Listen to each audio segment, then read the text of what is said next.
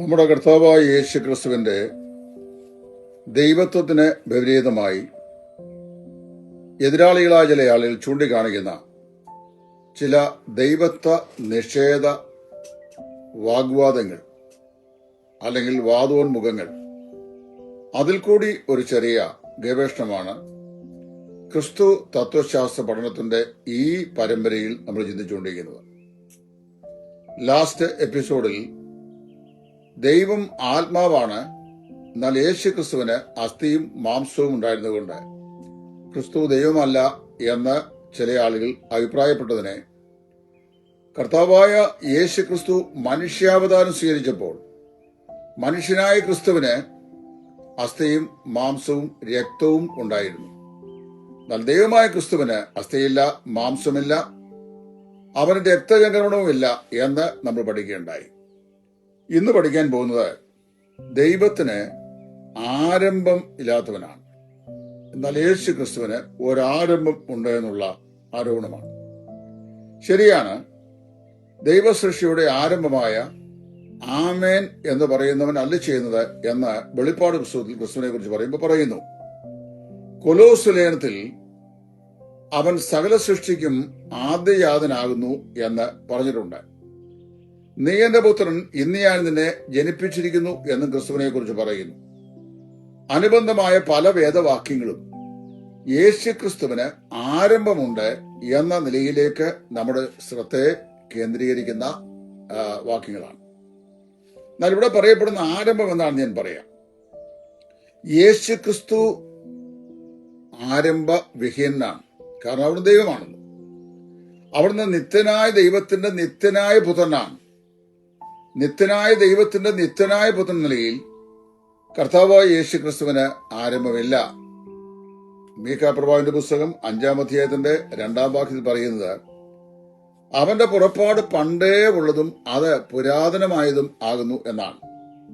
അപ്പൊ നിത്യതയിൽ തന്നെ പിതാവിൽ നിന്ന് പുറപ്പെടുന്നവനാണ് കർത്താവായ യേശു ക്രിസ്തു. അങ്ങനെ വരുമ്പോൾ അവന്റെ ദൈവത്വത്തിന് ആരംഭമില്ല. അത്താനിയോസസ് ചോദിച്ച ചോദ്യത്തിന് അത്താനിയോസസ് പറഞ്ഞ ഉത്തരവും ശ്രദ്ധിക്കണം. അവിടുന്ന് നിത്യനായ ദൈവത്തിന്റെ നിത്യനായ പുത്രനാണ്. നിത്യത മുതൽ അവിടുന്ന് പിതാവിന്റെ മടിയിൽ വസിച്ചവനാണ്, പിതാവിനോട് തുല്യനാണ്. ക്രിസ്തുവിന്റെ ദൈവത്വത്തിന് യാതൊരു സമാരംഭവും ഇല്ല. പിന്നെ എന്തിനാണ് ആരംഭമുള്ളത്? യേശു ക്രിസ്തുവിന് ആരംഭമുണ്ട് എന്ന് പറയുന്നത് അവന്റെ ജഡാവതാരം മുതലാണ്. നീ എനിക്കൊരു ശരീരം ഒരുക്കിയിരിക്കുന്നു എന്ന് കർത്താവിനെ കുറിച്ച് ദൈവം പറഞ്ഞ ആ പ്രസ്താവന പ്രകാരം മനുഷ്യവർഗത്തിന്റെ പാപത്തിന് പരിഹാരം വരുത്തുവാൻ മനുഷ്യന് വേണ്ടി യാഗമായി തീരേണ്ടതിന് ദൈവപുത്രൻ മനുഷ്യനായി ഭൂമിയിൽ അവതരിച്ചപ്പോൾ അവന്റെ മനുഷ്യത്വത്തിന് ഒരു ആരംഭം ഉണ്ടായി. ക്ലാരൻസ് തീസൺ അദ്ദേഹത്തിന്റെ ക്രമീകൃത ദൈവശാസ്ത്ര ഗ്രന്ഥത്തിൽ പറയുന്ന അനുസരിച്ച് പറഞ്ഞു കഴിഞ്ഞാൽ, humanity was fused into his eternal divinity.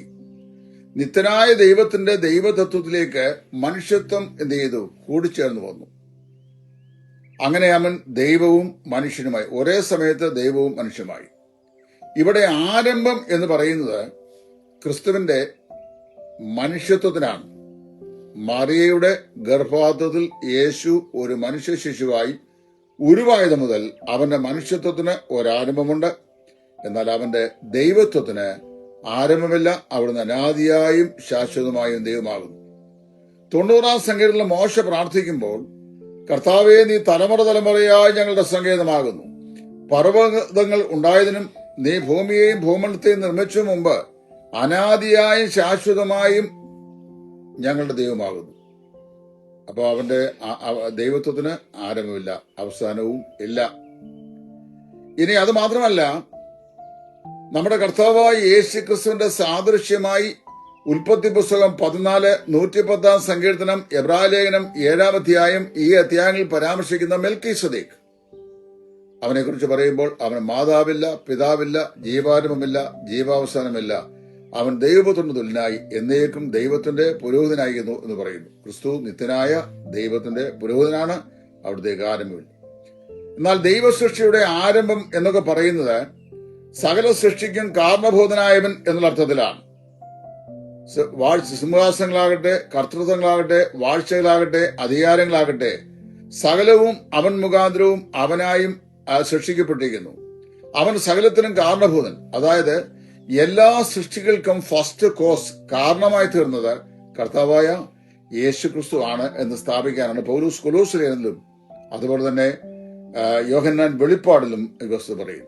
അല്ലാതെ യേശു ക്രിസ്തുവിന് ഒരിക്കലും ആരംഭം ഇല്ല എന്നുള്ളത് ദൈവവചനം നമ്മെ പഠിപ്പിക്കുന്നു.